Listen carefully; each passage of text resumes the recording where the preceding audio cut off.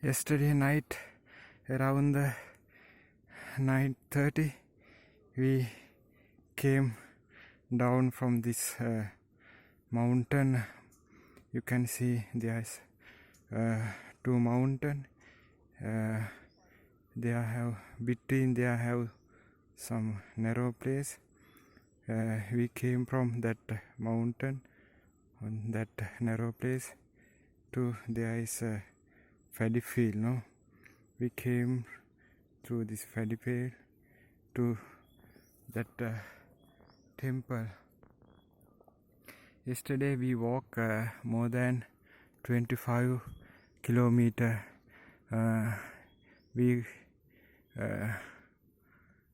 climbed 4 or 5 mountains. Now we